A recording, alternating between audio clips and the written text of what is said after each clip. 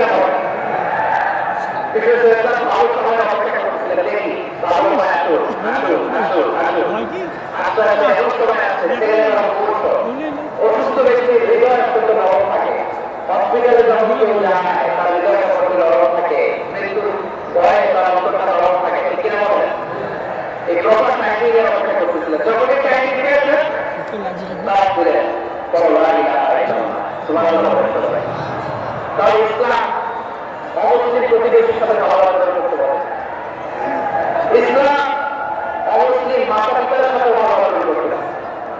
মাতা পিতা যদি অমুসলিম হয় তাকে দিতে পারে, তাহলে পারে। আমার আমাদের হাতে ভাইরা অনেক হিন্দু ছেলে আমাদের হাতে পাওয়া করে মুসলিম হয়, কিন্তু ওর মা মুসলমান মানে বাবা হয় নাই, এরকম আছে না নাই?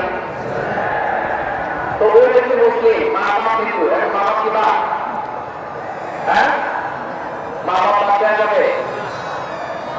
যে মা আপনারা 9 মাস 8 মাস পেটে রাজ করলো, আপনারা মায়ের নাক যারা পাওয়ার আছে মায়ের বাচ্চা দিতে পারবেন? যে মায়ের বুকের তাজা দুধ খেয়ে আপনি আজকে পারত তাজা সব তাজা, ওই মায়ের বাচ্চা যাবে? মায়ের একেবারে দুধের দাম জানিয়া গায়ের চান পাকুশ বানাইলে উড়িলে শোধ হবে না, এমন দরদি হবে কেউ হবে না আমার মা। মায়ের একেবারে দুধের দাম জানিয়া গায়ের চান পাকুশ বানাইলে উড়িলে শোধ হবে না, এমন দরদি হবে কেউ হবে না আমার মা। দেখি না মাকে বাদ দেয়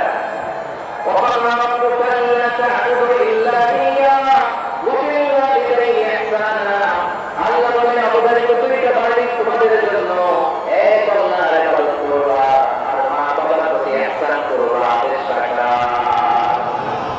মা বাবাকে ইহসান করতে হবে, আমার হিন্দু ভালোবাসা করতে হবে, বন্ধুরও ভালোবাসা করতে হবে। আমার যে সমস্ত হিন্দু ভাইয়েরা মুসলিম হয়েছে, তোমাদের মা বাবা এখনো মুসলমান হয়, তাদের সাথে ভালোবাসা করতে হবে, আমাদের খেদমত নিজে করতে হবে বা খেদমতের ব্যবস্থা করে দিতে হবে। মাতৃকে খরচ লাগে দিতে হবে। আরে তুমি এখন মুসলিম, তোমার মা বাবা হিন্দু, এখন তো শুধু ইসলামের জন্য করে দেয় না। এখন মা বাবা যদি হিন্দু থাকতে বদমাশ ছিল, বেয়াদব ছিল, কি এমন ধর্মকে গ্রহণ করলো যেটা তোমাদের সাথে সাথে ঠিক মারতে গেল?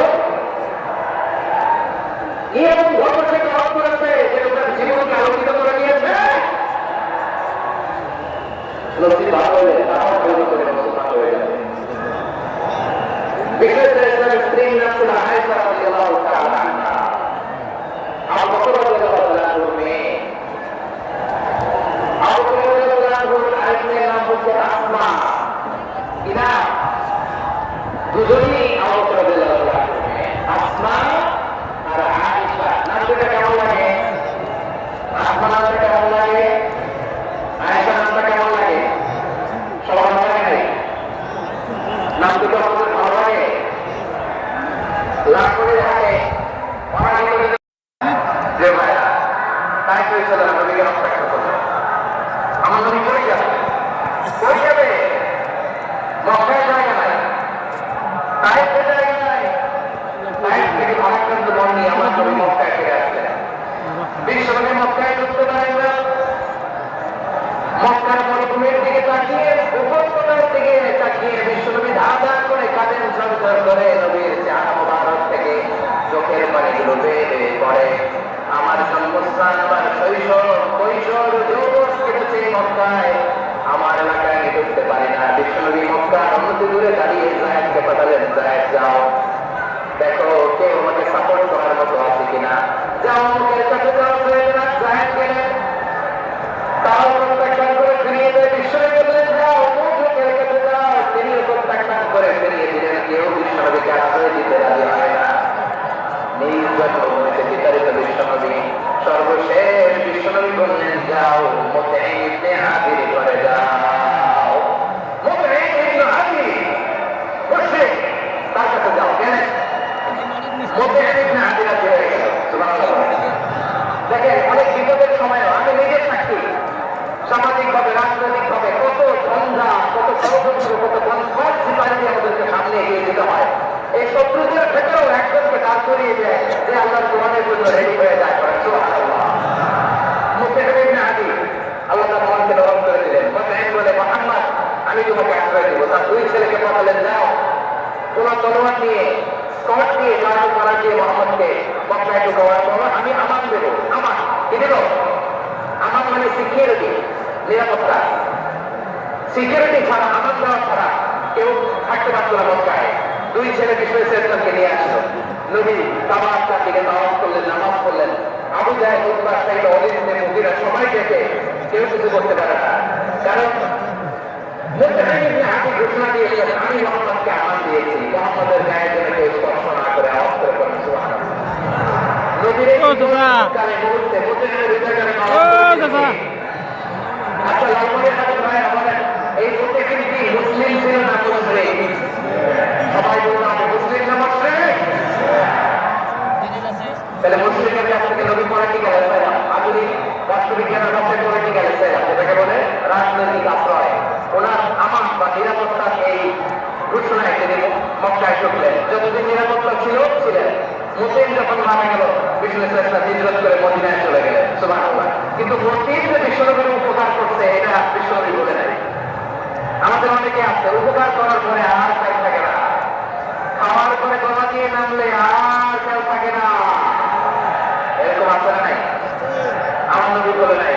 বদরের প্রান্তরে 70 জন কাফেরকে যখন বন্দী করে বিশ্বনবীর সামনে হাঁটু ধরে কাজ করানো হলো, বসানো হলো, 70 জন কাফের। কয়জন?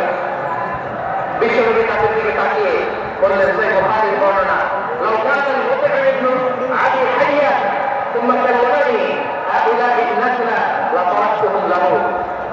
বদরের প্রান্তরে 70 জন বন্দী কাফেরের দিকে তাকিয়ে আমার নবী বললেন, আজকে মুতাইম ইবনে আদি যদি বেঁচে থাকতো আর তোমাদের 70 জনের ব্যাপারে যদি মুতাইম এক বাক্যে একটা সুপারিশ করতো, তার সম্মানে আজকে তোদের সবাই আগে মাফ করে দিতাম।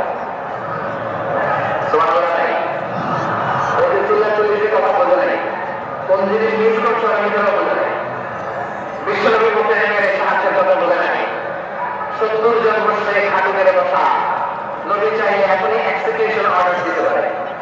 তিনি বললেন, আজকে যদি মুতাইম বেঁচে থাকতো আর মুতাইম যদি তোদের জন্য সুপারিশ করতো, এই আবর্জনাগুলোর ব্যাপারে সুপারিশ করতে, আমি মুহূর্তেই তোদেরকে এমনি মাফ করে দিতাম। এবার বলেন, ইসলাম কি ন্যারো মাইন্ডেড না ব্রড মাইন্ডেড? শুধু তাই নয়, যাকে যে সম্মান দেয়া আমার নবী দিতেন, হোক আস্তিক হোক নাস্তিক, হোক মুসলিম হোক অমুসলিম। বিশ্ব ইসলাম যখন রোমান সম্রাটের কাছে চিঠি লিখেছেন, আমার প্রিয় লালমনির হাতের ভাইয়েরা অল্প কয়েকটা জরুরি কথা বলবো। এদিকে তাকান, এদিকে এদিকে তাকান। রোমান সম্রাটের কাছে বিশ্বনবী যখন চিঠি লিখলেন, লিখলেন যে মুহাম্মদ রাসূলুল্লাহ ইলা হিরাকলা আযীমের রোম। মুহাম্মদের পক্ষ থেকে হিরাক্লিয়াসের কাছে, যিনি হচ্ছেন আযীমের রোম, এটা নবী থেকে বানিয়েছেন অতিরিক্ত সম্মান দিয়ে। কোন রাষ্ট্রপ্রধান যখন আসে তাদেরকে আমরা কি বলে জানেন? তার নামের শেষে HE এটা লিখতে হয়। H.E. মানে His Excellency। কি লেখে? His Excellency অথবা Your Highness, Your Majesty। দেখেন, বিশ্বনবী সাল্লাল্লাহু আলাইহি ওয়াসাল্লাম নবীদের নবী, তিনি একজন মুশরিক খ্রিস্টান সম্রাট, রোমান সম্রাটের কাছে চিঠি লিখতে যায়, লিখতেছে ইলা হিরাকলা আযীমের রোম।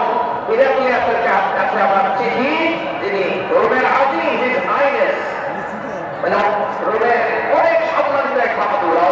সুবহানাল্লাহ। তাহলে যাকে যে সম্মান দেয় এটা বিশ্বনবী দিতেন। এমনকি এই ইহুদিরা ভালো ছিল, এই ইহুদিদেরও প্রশংসা করেছেন বিশ্বনবী মুহাম্মদ রাসূলুল্লাহ সাল্লাল্লাহু আলাইহি ওয়াসাল্লাম। এক ইহুদির প্রশংসা করেছেন বিশ্বনবী। ইহুদি আমি তো আমার ভাইয়ের প্রশংসা করি না, আমি তো এক আলেম আরেক আলেমের স্পেস দেই না, আমি তো এক ভাই আরেক ভাইয়ের সাথে বসতে চাই না। আমার নবী ইহুদির প্রশংসা করে, তার প্রশংসা। ওই ইহুদির নাম ছিল মুখাইরিক, সিরাত গ্রন্থ ভাগিয়ে পাবেন। তিনি বলেছেন মুখাইরিক খাইরুল ইয়াহুদ, মুখাইরিক is the best of the Jews. জিনিসের মধ্যে সে সবচেয়ে ভালো। কেন প্রশংসা করলেন তার? এর কারণ মদিনার সরকারের কথা ছিল সব ধর্মের মুসলিম ইহুদিরা মিলে মদিনাকে রক্ষা করবে। কিন্তু তৃতীয় হিজরিতে যখন উহুদের যুদ্ধ শুরু হলো, সবার কথা ছিল যেই আক্রমণ করে আমরা মদিনাকে বাঁচাবো। কোন শহরকে বাঁচাবো? মদিনাকে। কিন্তু কুরাইশরা যখন অ্যাটাক করলো, ইহুদিরা আসে না, ইহুদিরা আসে না। বিষয়ে বলে নবী ইহুদিরা, তোমরা সত্যি করলাম আমার সাথে মদিনা বাঁচাতে সবাই পাঠিয়ে করবো, আসো একটা ইহুদি ইহুদিরা কেউ আসে না। এসে একজন ছাড়া তার নাম মোহাইদ, তার নাম কি? মোহাইদ বাহাদুরের মতো লোক সবার হয়ে বেরিয়ে গেলেন এবং বললেন, ওটা ইহুদি সম্প্রদায়ের একজনে যদি না আসে আমি মোহাইদকে কেউ ভয় আটকে রাখতে পারবে না। বেরিয়ে আসলেন, এসে বললেন আমি মোহাম্মদের পক্ষে যুদ্ধ করবো, আমি মারা গেলে আমার সম্পদ আমার উত্তরাধিকারীরা পাবে না, আমার সম্পদ তোমরা মোহাম্মদকে দিয়ে দিবে। উহুদের ময়দানে 70 জন মুসলমান শহীদ হল। এই ইহুদি সে মুসলমানের পক্ষে যুদ্ধ করে নিহত হল। মুসলিমদের লাশ যখন নিয়ে আসা হলো, এই মুহাইরিকের লাশ নিয়ে আসা হলো। মুসলিমদের লাশের পাশে মুহাইরিকের লাশ দেখে বিশ্বনবী মুহাইরিকের প্রতি অনেক খুশি হলেন। আর বিশ্বনবী খুশি হয়ে বললেন, যদিও তুমি ইহুদি, তারপরে তুমি সব ইহুদিদের মধ্যে সেরা ইহুদি করেন। সুবহানাল্লাহ। আমার নবী ইহুদিকে সম্মান দিতে কাজ করে নাই। আওয়াজ করে আল্লাহু আকবার। প্রিয় ভাইরা, এবার সর্বশেষ আওয়াজ করে বলে, ইসলাম কি ন্যারো মাইন্ডেড নাকি ব্রড মাইন্ডেড? সবাই বলে ন্যারো মাইন্ডেড না ব্রড মাইন্ডেড? এই জন্য অমুসলিম হয়েই তারা আমাদের শত্রু নয়। শত্রু কারা? শত্রু কারা? যে সমস্ত অমুসলিম আমাদেরকে নিশ্চিন্ত করে দিতে চায়, যে সমস্ত অমুসলিম আমাদের ভূখণ্ড থেকে আমাদেরকে তাড়িয়ে দিতে চায়, যে সমস্ত অমুসলিম আমার ধর্ম নিয়ে তুচ্ছতাচ্ছিল্য করে দিলে আমাদের ঠিকই তারা আমাদের শত্রু। সাধারণ অমুসলিমরা আমার শত্রু নয়। এই যে হিন্দুরা থাকে আমার ভাই, বৌদ্ধরা আমার ভাই, খ্রিস্টানরা আমার ভাই, ইহুদিরা আমার ভাই, তারা দিনই ভাই নয়, তারা মায়ের পেটের ভাই নয়, তারা মানবিক দিক থেকে ভাই। ও মানুষ, আমিও মানুষ। ইসলাম মানুষকে সম্মান করে চিল্লে আমরা দেখি না। যারা আমাদের অস্তিত্বকে বিচ্ছিন্ন করতে চায়, যারা আমাদের ভূখণ্ডকে দখল করতে চায়, যারা আমাদেরকে নিয়ে মাতারি করে, বাদ করে, টিকতারি করে, আমার ধর্ম নিয়ে খেলা করে, তাচ্ছিল্য করে, ওদের বিরুদ্ধে আমাদের জিহাদ। সাধারণ অবস্থায় আমাদের শত্রু নয়। আপনি জানেন নিউ ইয়র্কে, আমি তো নিউ ইয়র্কে ছিলাম অনেক দিন, ওখানে ফিলিস্তিনিদের পক্ষে যখন আমরা মিছিল করেছি, অনেক ইহুদি আমাদের সাথে মিছিলে দাঁড়িয়ে গেছে। ওরাও জানে এই ভূখণ্ড ফিলিস্তিনিদের ভূখণ্ড আওয়াজ করে বলবো আমাদের ঠিকই না। ইসরায়েলের রাজধানী তেল আবিবে অনেক ইহুদিরা বেঞ্জামিন নেতানিয়াহু তার বিরুদ্ধে মিছিল করেছে। তো তারা কি আমাদের শত্রু? না। অনেক খ্রিস্টান আমাদের সাথে, আমাদের স্বাস্থ্য রক্ষায় আমাদের পাশে দাঁড়িয়েছে। খেয়াল রাখবেন, হিন্দু আর হিন্দুত্ববাদ এক নয়, ইহুদি ধর্ম আর জায়নিজম এক নয়।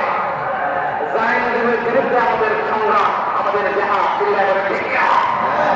ফিলিস্তিনের ভাইরা তারা আমাদের স্বাধীনতা সংগ্রামের জন্য লড়াই করছে, করে যাচ্ছে, আমরা এটাকে সমর্থন জানাই, চিল্লায় বলে ঠিক না।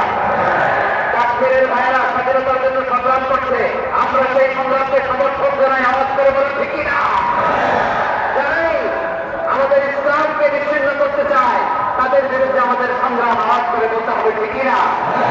ওই সমস্ত দুর্বৃত্তদের সাথে আমাদের কোনো সম্পর্ক নাই। আমরা যদি ঐক্যবদ্ধ থাকতে পারি, ওই দুর্বৃত্তরা কাজ করে না। আমরা ঐক্যবদ্ধ থাকতে রাজি আছি। লালমনিরহাটের ভাইরা আমরা ঐক্যবদ্ধ থাকলে ওই দুর্বৃত্তদের কারো হাত রেখে দিতে আমাদের সময় লাগবে না। তাদের কারো হাত রেখে দিতে রাজি আছে বলতে না।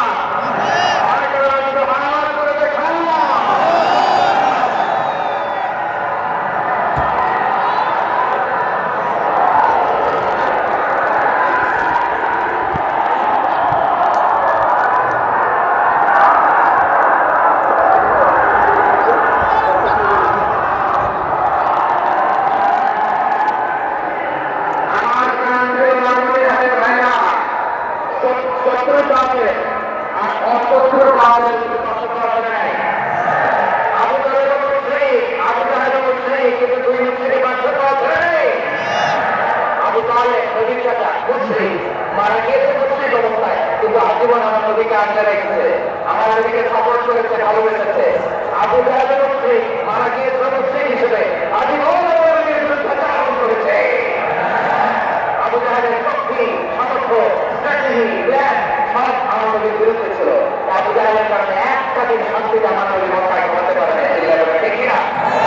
এই জন্য রাসূল আলামিন বলেন, লা ইয়ানহাকুমুল্লাহু আনিল্লাযীনা লাম ইউকাতিলুকুম ফিদ-দীন ওয়া লাম ইউখরিজুকুম মিন দিয়ারিকুম আন তাবাররুহুম ওয়া তুqsitu ইলাইহিম ইন্নাল্লাহা ইউহিব্বুল মুকসিতিন।